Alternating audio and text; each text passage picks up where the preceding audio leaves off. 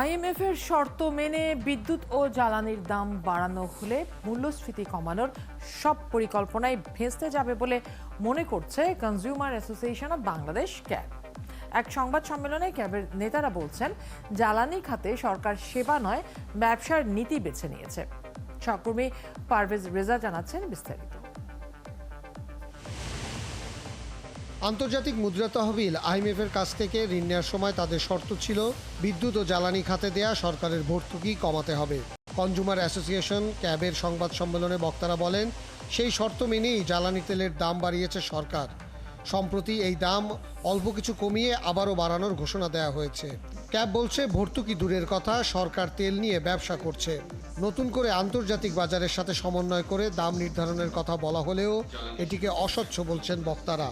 একটা ফর্মুলা করা হয়েছে এবং সেই ফর্মুলা অনুযায়ী বাড়ানো কমানো হচ্ছে। আমাদের আপত্তি থাকতো না যদি ফর্মুলাটা সঠিক কিনা স্বচ্ছতার সাথে নির্ধারণ করা হতো। জ্বালানি খাতে জবাবদিহিতা নিশ্চিত করতেই এনার্জি রেগুলেটরি কমিশন গঠন করা হয়েছিল। এতে গণশুনানির মাধ্যমে জ্বালানির দাম নির্ধারণের বাধ্যবাধকতা ছিল, কিন্তু আইন সংশোধন করে এখন সরকারি দাম ঠিক করছে। তাদের চেহারাও দেখতে পারেন না, তারা সূর্যের আলো দেখে না, তারা ওখানে বসে যা করে আজকে ওখানে যেয়ে বলতে পারতাম, তাদের সামনে দাঁড়িয়ে বলতে পারতাম, এবং তারা অনেক সময়ই তারা অসহায় ফিল করতো। এই জিনিসগুলো যদি আরও 10টা বছর চলতো হয়তো আপনি দেখতে পেতাম না, কিন্তু আমাদের ছেলেমেয়েরা এর বেনিফিটটা পেত। ক্যাব বলছে, জ্বালানির নিশ্চয়তা না করেই কিছু বিদ্যুৎ কেন্দ্র করা হয়েছে। আবার ক্যাপাসিটি চার্জের নামে অর্থ লোপাটের দায় ভোক্তাদের কাঁধে চাপানো হচ্ছে, অভিযোগ ক্যাবের। যেটার যা মূল্য সেই মূল্য দিতে হবে, আমি দেব, কিন্তু তার মধ্যে যদি ভুল থাকে, তার মধ্যে যদি চুরি থাকে, তার মধ্যে যদি অপচয় থাকে, তার মধ্যে যদি মিসম্যানেজমেন্ট থাকে, তো সেইটার দায় আমি কেন নেব? জ্বালানি নাই, তাও বিদ্যুৎ কেন্দ্র তৈরি হয়েছে কেন? পেট্রোবাংলার লোকরা মানা করেছে, কিন্তু তাও পাওয়ার ডেভেলপমেন্ট বোর্ড তারা ওপর থেকে কোথা থেকে পারমিশন এনে তারা পাওয়ার প্ল্যান্ট করে ফেলেছে। আইএমএফ এর ফর্মুলায় বিদ্যুতের দাম বাড়ালে মূল্যস্ফীতি কমানোর সব পরিকল্পনাই ভেস্তে যাবে বলে মনে করছে consumer association of Bangladesh. Parvez Reza, ৭১, Dhaka. দর্শক, প্রতিবেদনটি আপনারা দেখছিলেন। বিদ্যুৎ আমাদের একেবারে নিত্য নৈমিত্তিক ব্যবহার্য উপকরণের মধ্যে একটি। আমাদের বিদ্যুৎ ছাড়া চলবেই না, সেটি ব্যক্তিগত জায়গা থেকে আমরা যদি ইন্ডাস্ট্রিয়াল শিল্পের জায়গায় যাই, প্রতিটি ক্ষেত্রে এর চার্জ কি হবে, আমি আসলে বিদ্যুৎ কতটা পাচ্ছি, আমার জ্বালানি খাতে আসলে কি অবস্থা, সেই সবগুলো বিষয় নিয়ে আমরা কথা বলতে চাই। আমাদের সাথে যুক্ত রয়েছেন পাওয়ার সেলের মহাপরিচালক মোহাম্মদ হুসাইন এবং জ্বালানি বিশেষজ্ঞ ডক্টর এজাজ হোসেন। দর্শক, আমাদের সাথে দুজন অতিথি রয়েছেন। আমরা শুরুতেই যেতে চাই জনাব হুসাইন আপনার কাছে। জনাব হুসাইন, আপনি নিশ্চয়ই প্রতিবেদনটি দেখেছেন এবং সেই জায়গাটিতে একটু জানতে চাই, প্রতিবেদনটি নিয়ে আপনার মন্তব্য কি? বিশেষ করে জ্বালানি বিশেষজ্ঞরা যে জায়গাটিতে প্রশ্ন তুলেছেন যে অস্বচ্ছতার জায়গায় প্রশ্ন এসেছে যে আমরা আসলে দাম অবশ্যই দিব, কিন্তু যদি কোথাও কারচুপি থাকে, কোথাও যদি চুরি থাকে, সেটির দাম আসলে একজন ভোক্তা হিসেবে আমরা কেন দিব? একজন দায়িত্বপ্রাপ্ত হিসেবে আপনি কি মনে করেন এই মন্তব্যগুলো নিয়ে? ধন্যবাদ আপনাকে। নীতিগতভাবে আমি তো তার সাথে দ্বিমত করার সুযোগ নয়, যদি চুরি থাকে, অপচয় থাকে, সেটা আমরা দিব না। এখন প্রশ্ন হলো সেটা কতটুকু আছে, সেটা হলো বড় কথা। তবে প্রতিবেদনে কি ওয়ার্ড আমি খুব ফলো করলাম, একটা হলো যে বিদ্যুৎ সেবা থেকে ব্যবসায়িক দৃষ্টিভঙ্গি চলছে, আর একটা হলো আইএমএফ এর প্রেসক্রিপশনে যে দাম বাড়ানো হচ্ছে। আমি দুইটার সাথেই বিনয়ের সাথে বলবো, একটা হলো যে আইএমএফ এর প্রেসক্রিপশনটা বাদ দেন, যদি গ্রাহকদেরকে সত্যিকারে যদি তাদের এই সেবাটাকে কন্টিনিউ করতে হয়, তাহলে যেভাবে সেক্টর চলছে, বিদ্যুৎ উন্নয়ন বোর্ড তার যে দর উৎপাদন মূল্য থেকে যে বাল্ক ট্যারিফ কম দামে বিক্রি করছে, এভাবে তো আসলে একটা সেক্টর চলতে পারে না।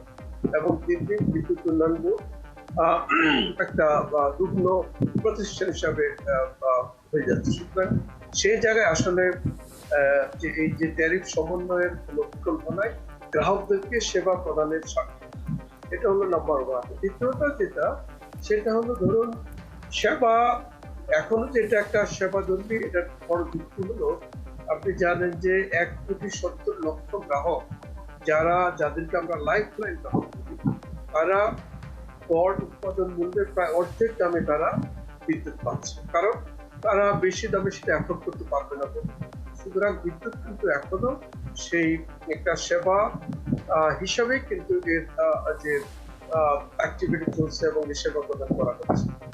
তৃতীয় যেটা আপনি প্রশ্ন করলেন যে এটা কতটুকু যে এই যে অপচয় বা একটা আসলো যে ক্যাপাসিটি চার্জ, এটা আমরা বারবারই বলেছি যে আসলে ক্যাপাসিটি চার্জ বিদ্যুৎ উৎপাদনের একটা অবিচ্ছেদ্য অংশ, যেটা বিশ্বব্যাপী স্বীকৃত।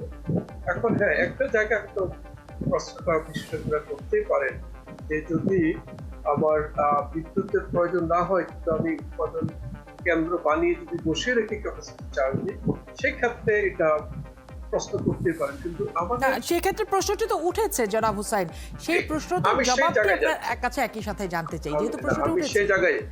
সেই জায়গায় যাচ্ছি, কিন্তু বিষয়টা আসলে ওইরকম স্ট্রেট লাইন কোন ফর্মুলায় নয়। কারণ আপনি জানেন যে আমাদের যেহেতু প্রাইমারি ফুয়েলের কনস্ট্যান্ট রয়েছে, ক্রাইসিস রয়েছে, আমাদেরকে যার কারণে বিভিন্ন ফুয়েল মিক্সে বিদ্যুৎ কেন্দ্র করতে হয়েছে, এবং সেক্ষেত্রে কখনো গ্যাসের শর্টেজ হয়, আমরা তখন কয়লা দিয়ে সেটা মেকআপ করতে পারি, কয়লার শর্টেজ হলে লিকুইড ফুয়েল দিয়ে মেকআপ করতে পারি।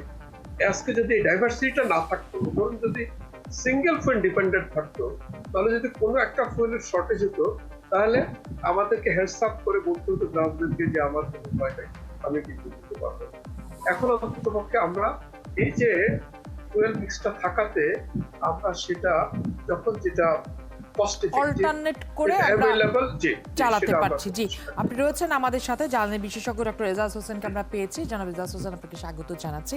প্রথম প্রশ্নটি আপনার কাছে করতে চাই। আজকে আমরা দেখছিলাম যে ক্যাবের একটি সংবাদ সম্মেলন, আপনার বক্তব্য আমরা দেখেছি সেখানে যে বিষয়টি বলা হচ্ছে যে সরকার এই খাতটিকে সেবা নয় ব্যবসার নীতি হিসেবে তারা বেছে নিয়েছেন, এবং তারা বলছেন যে বাজারের সাথে সমন্বয় করে দাম নির্ধারণের কথা বলা হলো, প্রক্রিয়াটি আসলে স্বচ্ছ থাকছে না। এই অভিযোগটি এসছে আজকে ক্যাবের কাছ থেকে। আমি আসলে প্রথমেই আপনাকে এই প্রশ্নটি করতে চেয়েছিলাম, আপনিও তার সাথে একমত, কিন্তু এই যুক্তিগুলি যদি আরেকটু বিস্তারিতভাবে আমাদেরকে বুঝিয়ে বলতেন।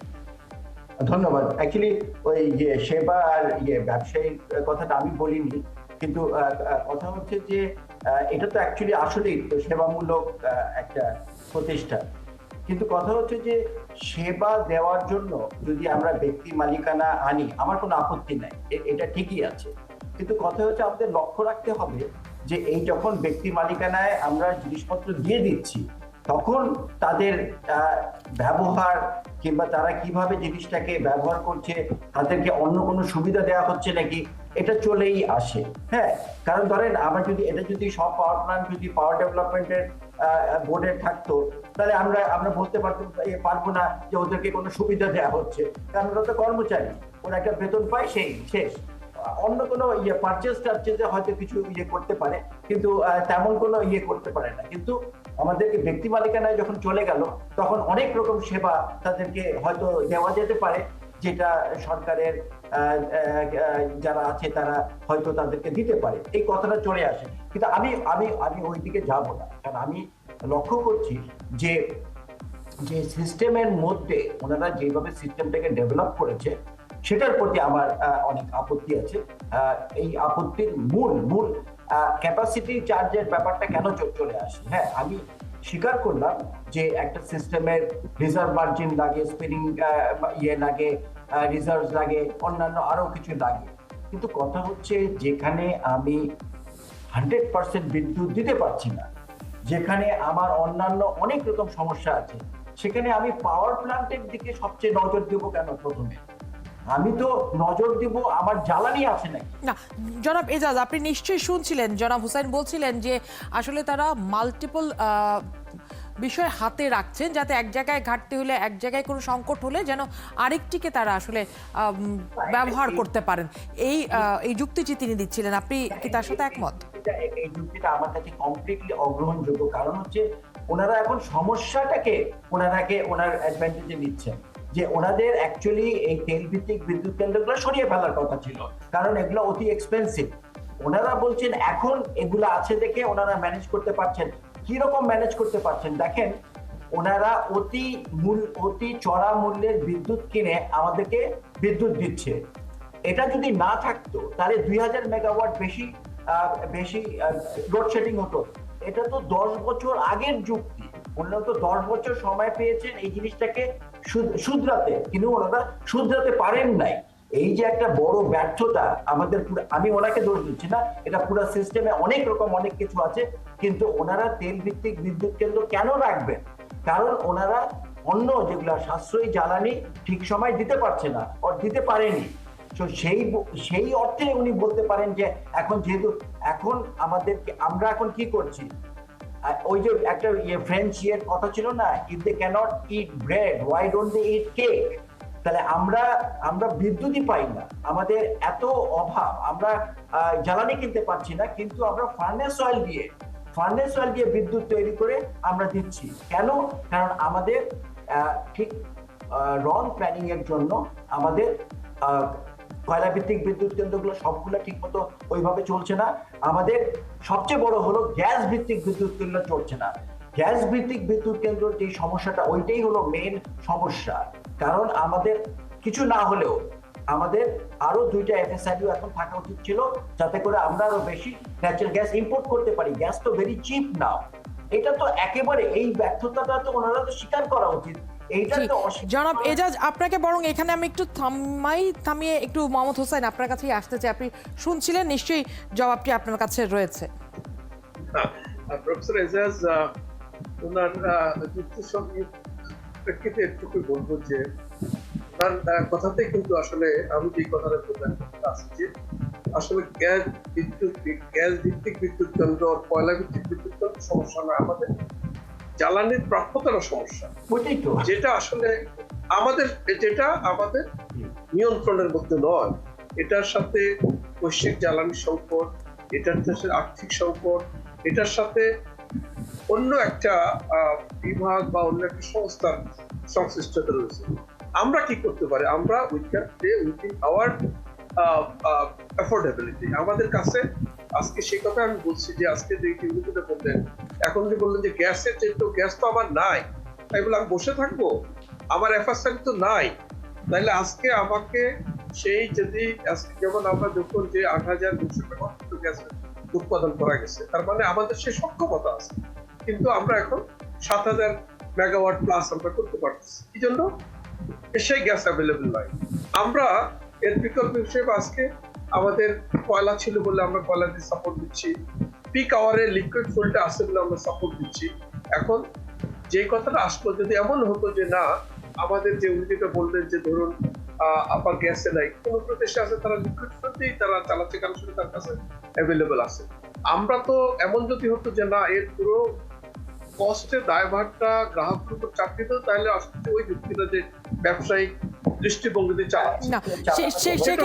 না, সেক্ষেত্রে আমি যদি আপনার কাছে একটু ভিন্ন জায়গাটিতে যাই, জনাব এজাজও শুনছেন, আপনি চাইলে আমাদের সাথে যুক্ত করতে পারেন, কিন্তু জনাব হোসেন আপনার কাছে আগে আসতে চাই সেই প্রশ্ন। সেটি হচ্ছে IMF যখন বলছে যে আসলে আমাদের জ্বালানি খাতে বিশেষ করে বিদ্যুতে ভর্তুকি কমাতে হবে, আবার এদিকে আমরা দেখছি আমাদের মূল্যস্ফীতি রয়েছে।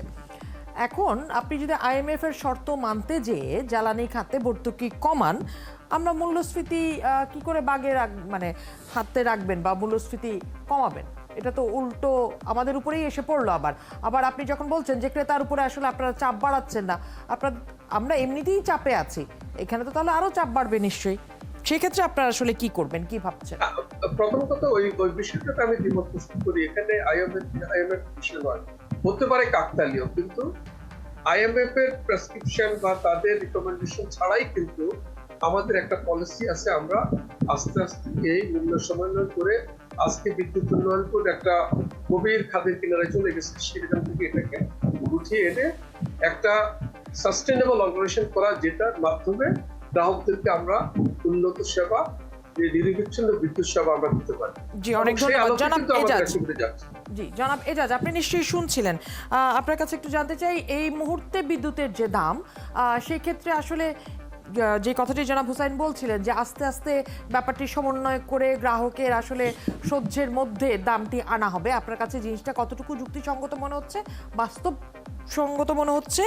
একই সাথে জানতে চাই মূল্যস্ফীতি এখন যে জায়গাটিতে, IMF এর কথা শুনে যদি ভর্তুকি তুলে নেওয়া কমানো হয় সেই মূল্যস্ফীতি কোথায় যে দাঁড়াবে? দেখেন, অ্যাকচুয়ালি আমরা বহুমুখী সমস্যায় পড়ে গেছি এবং সেটার সম্পূর্ণ দায় আমরা পাওয়ার ডেভেলপমেন্ট বোর্ড কিংবা এনার্জি মিনিস্ট্রি, পাওয়ার মিনিস্ট্রির উপরে দিতে পারি না। হ্যাঁ, এটা আমি স্বীকার করি, কিন্তু কথা হচ্ছে অনেকেই বলে যে এই যে আজকে আমাদের ডলারের সংকট, এই যে আমাদের রিজার্ভ কমে যাচ্ছে, এটার একটা বড় বিষয়টাই হচ্ছে যে আমাদের পাওয়ার সেক্টরে এত ইনভেস্টমেন্ট হয়েছে যেগুলা আমরা ব্যবহার করছি না। তো সেগুলো তো অস্বীকার করতে পারে না ওনারা।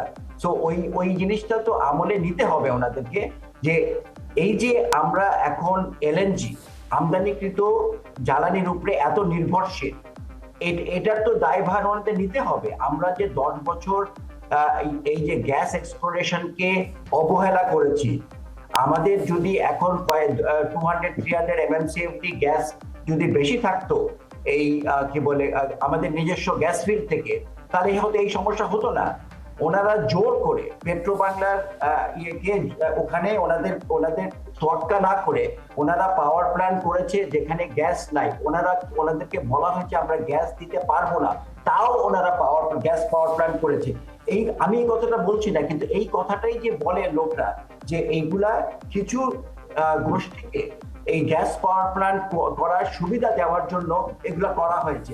গ্যাস নাই, আপনি দেখতে পাচ্ছেন তো 4-5 জনাব এজাজ, এই কথাটি আবার পুনরাবৃত্তি হচ্ছে। আমি জানি আপনার ক্ষোভের জায়গাতে এবং আপনি বহুদিন ধরে এই বিষয় নিয়ে কথা বলে আসছেন গণমাধ্যম, কিন্তু আমার পরিষ্কার প্রশ্ন, যে কথাটি জনাব হুসাইন বলছিলেন যে আস্তে আস্তে সমন্বয় করে বিদ্যুতের দাম কমানো হয়তো বা ভোক্তার গ্রাহকের সহ্য ক্ষমতার মধ্যে আনা যাবে, সামনের দিনে সেটা আসলে কতটা সম্ভব? না, ওনারা তো করছেন না, ওনারা তো দাম বাড়িয়ে যাচ্ছেন। ওনারা কি কোথায় আস্তে আস্তে ওনারা দাম বাড়াচ্ছে আস্তে আস্তে, এটা বলতে পারে যে ওনাদের কিন্তু লোকের কি বেতন বাড়ছে, অন্য কিছু হচ্ছে, এটা তো একটা গ্রহণযোগ্য না। এবং দামটা এখন যেটা 10 টাকা ছিল, ওনারা 14.5 টাকায় সেটা নিয়ে যাবে অ্যাভারেজ প্রাইস। হ্যাঁ, 2 বছরের মধ্যে ওনারা খালি গ্রাহকদেরকে একটু সময় দিচ্ছে এই যে বৃদ্ধিটা অ্যাবজর্ব করার জন্য।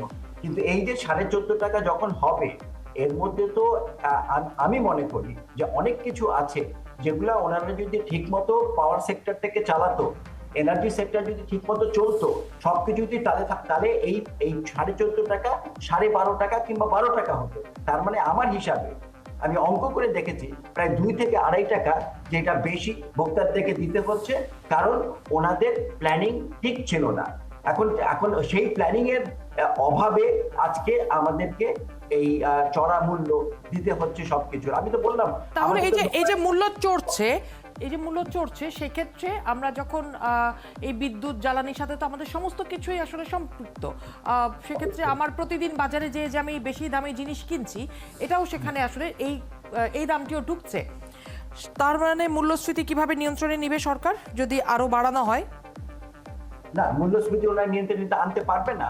এটা না, শুধু আরো অনেক কিছু এফেক্ট করছে। তো ওনাদের যে কথাটা বলছে, এটা অ্যাকচুয়ালি আমি যদি অ্যানালিসিসে টেকে না, কারণ হচ্ছে যে ওনারা বিদ্যুতের দাম কন্টিনিউয়াসলি বাড়িয়ে যাচ্ছে এবং যেসব কথাগুলো এক্সপার্টরা বলছে, আজকে যেগুলো বলা হয়েছে যে আপনারা এগুলা করলে তাহলে আপনাদের বিদ্যুতের দাম বাড়াতে হবে না, ওনারা তো ওগুলাতে মনোযোগী না। সেরকম দু একটা যদি বলেন, আমি জনাব হুসাইনকে একই সাথে যেতে নবায়নযোগ্য বিদ্যুতে আমরা 2 বছর ধরে বলছি, নবায়নযোগ্য বিদ্যুৎ এখনো 500 মেগাওয়াটের নিচে। এটা কি 2000 মেগাওয়াট হতো, তাহলে আমাদেরকে $500 মিলিয়ন বছরে এখানে সাশ্রয় হতো। আমাদের গ্যাস যদি হাতে আমরা নিজেদের গ্যাস যদি অনুসন্ধান করতাম, আমাদের LNG হয়তো আমাদের গ্যাস থাকলে আমাকে তেল ভিত্তিক বিদ্যুৎ কেন্দ্র ব্যবহার করতে পারছে না। আপনারা কেন এটা অ্যাপ্রিশিয়েট করতে পারছেন না যে পৃথিবীর কোনো দেশ তেল ভিত্তিক বিদ্যুৎ কেন্দ্র ব্যবহার করে না? আমরা ব্যবহার করছি কারণ আমাদের ক্রাইসিস, এত পাওয়ার প্ল্যান্ট হয়ে গেল, এত বড় সেক্টর করেছি, but still we are in crisis. এই কথাটাই আমি জোর দিচ্ছি। জনাব হুসাইন, আমি সরাসরি প্রশ্ন আর না করি, আপনার প্রশ্ন জনাব এজাজ করেই ফেলেছেন যে কেন আমরা এখনো ক্রাইসিসে, কেন আমি আসলে সেই জ্বালানি ব্যবহার করতে পারছে না? এখনো কেন না, থ্যাংক ইউ। আমার মনে হয় প্রফেসর ইজাজ উনিও জানেন যে আমরা, উনি যেভাবে বললেন উনি বিষয়টা উনিও জানেন যে আমরা কিন্তু বসে নেই যে সোলার বিদ্যুৎ এর প্রসারের জন্য আমরা সর্বাত্মক ব্যবস্থা নিয়েছি। আমরা ইভেন এটাকে এক্সপারেট করার জন্য এই বিশেষ আইনকে ওনারা সমালোচনা করে, সেই আইনটি কিন্তু ব্যবহার করে যেন দ্রুতভাবে আমরা সৌর বিদ্যুৎ আনতে পারি। 2000 মেগাওয়াটের বেশি এনওআই দিয়ে চুক্তি স্বাক্ষর করা হয়েছে এবং আমাদের যে লিমিটেশন গুলো সেটা উনি জানেন কেন এগুলো আসছে না, কিন্তু সরকারের তরফ থেকে দেয়ার ইজ নো ল্যাপসেস এবং no lack of willingness to go head with the solar project, এবং সেটা আমরা করছি। যখন আমরা দেখলাম যে প্রাইভেট ডেভেলপাররা আসছে না, আমরা আমাদের নিজস্ব যে গভর্নমেন্ট কোম্পানিগুলো আছে তাদেরকে দিয়ে আমরা আনছি এবং প্রতিনিয়ত কিন্তু নতুন নতুন প্ল্যান যোগ হচ্ছে। সুতরাং this is not true that we are sitting just idle without thinking. হ্যাঁ, তো সেটা হলো একটা। দ্বিতীয়ত যেটা, সেটা হলো যে গ্যাস ভিত্তিক ওই সাইডটা হয়তো আমি বলতে পারবো না, যে উনি যেটা বললেন নতুন গ্যাস করাটা, সেটা যেহেতু এজেন্সি তারা ভালো বলতে পারবে, কিন্তু ওনার কথাতেই কিন্তু ওনার নিজের আছে, কন্ট্রাডিকশন আছে। উনি যেটা আগে বললেন যে আজকে যদি আরেকটা 2টা এফএসআরই থাকতো তাহলে ওনাদের এই যে গ্যাসের এটাই হতো না। আবার এখন বললেন যে গ্যাসের এই যে বা এলএনজির মাধ্যমে যে আপনার এই যে ডলার বা ওগুলো থেকে যখন বললেন যে এগুলোর জন্য একটা দায়ী। সুতরাং আসলে আমাদের তো প্রয়োজন যখন হবে আমাদেরকে যেগুলো তো ইফেক্টিভ মেজাজ দিতে হবে। এখানে তখন কিন্তু আমাদের নিজের মধ্যে তখন যদি মানে জাস্টিফাইড করতে যাই, আর্গুমেন্ট করতে যাই, তখন কিন্তু কন্ট্রাডিকশন হবে। জি, আপনাকে যেহেতু পাওয়া গেলে আরেকটা বিষয় একটু জেনে নিতে চাই, কারণ সাধারণ মানুষের মধ্যে এই প্রশ্নগুলি বারবার ঘুরে আসছে। আমরা বলছি, আমরা নানাভাবে ঘোষণা দিচ্ছি যে বিদ্যুতের রেকর্ড উৎপাদন হচ্ছে। যদি রেকর্ড উৎপাদন হচ্ছে, তারপরেও নিরবিচ্ছিন্ন বিদ্যুৎ সরবরাহ নিশ্চিত করা যাচ্ছে না কেন, সেই বিষয়টি একটু জানতে চাই। এবং যেহেতু যাচ্ছে না, প্রায় 1000 মেগাওয়াটের মতো বিদ্যুৎ ঘাটতি থেকে যাচ্ছে, সেক্ষেত্রে আপনারা বিকল্প কোনো পরিকল্পনা করছেন কি? না, দেখুন, এখানে দুটোই সত্য। রেকর্ড উৎপাদন আমরা করছি গতকাল 16,477 মেগাওয়াট আমরা উৎপাদন করেছি। ইন স্পাইট অফ দ্যাট, আমাদের যেহেতু এই যে এখন চলছে পিক সামার, আমাদের আমরা আগে প্রেডিক্ট করেছিলাম যে আমাদের ডিমান্ড হবে 17,500 মেগাওয়াটের মতো, যার ফলে রেকর্ড উৎপাদনের পরও কিন্তু আমাদের করতে হয়েছে।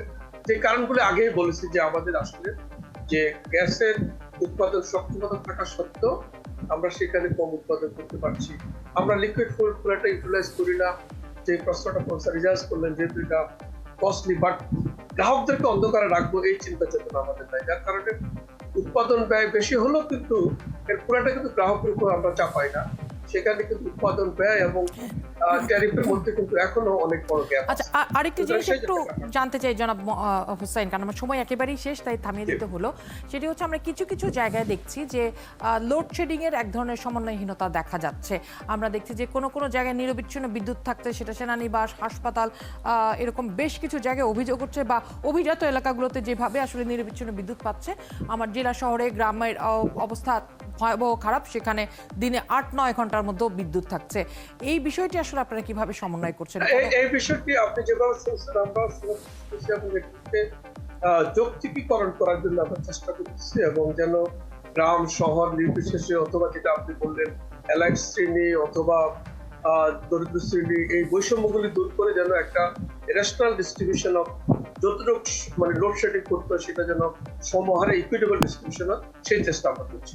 জি, আরেকটি বিষয় কথা হচ্ছে যে যেহেতু এই মুহূর্তে প্রচণ্ড গরম এবং বিদ্যুতের চাহিদা প্রায় দিন সকাল থেকে রাত পর্যন্ত সমান হারেই থেকে যাচ্ছে, সেক্ষেত্রে কিছু কিছু শিক্ষা প্রতিষ্ঠান বন্ধ রেখে কিংবা শপিং মল বন্ধ রেখে, দোকানপাট আসলে রাতে বেশি সময় খোলা রাখা, দিনে কম বন্ধ রেখে, এই ধরনের পরিকল্পনায় কি আপনারা যাচ্ছেন যে অন্তত সব মানুষ সব সময় সমানভাবে যেন বিদ্যুতের সুবিধা ভোগ করতে পারে? Thank you. আপনি খুবই গুরুত্বপূর্ণ একটা পয়েন্ট রেখেছেন। আমরা যেটাকে বলি ডিমান্ড সাইড ম্যানেজমেন্ট, এবং আপনি জানেন যে শপস এন্ড এস্টাবলিশমেন্ট একটি আছে, সেখানে হলো রাত্রি 8টার পরে শপিং মল, দোকানপাট বন্ধ রাখা। আমরা ব্যবসায়ীদের কথা চিন্তা করি, এটা কিন্তু একটা স্ট্রেঞ্জের জন্য। এখন আমরা তাদের কাছে অনুরোধ করেছি, একটা আহ্বান জানিয়েছি, এবং প্রয়োজন হলে এনফোর্স করা হবে যে রাত 8টার পরে যেন শপিং মল, দোকানপাটগুলো বন্ধ রাখা হয়। আমরা আরেকটা মেজাজ নিয়েছি, যেটা হলো যে শিল্প প্রতিষ্ঠানগুলো এই যেসব হলিডে স্ট্যাগারিং অর্থাৎ এক এক এরিয়ার শিল্প প্রতিষ্ঠানকে এক একটা দিন যদি বন্ধ থাকে, তাহলেও সেখানে আমাদের ডিমান্ডটা সেটা আমরা সহনীতে আসতে পারবো।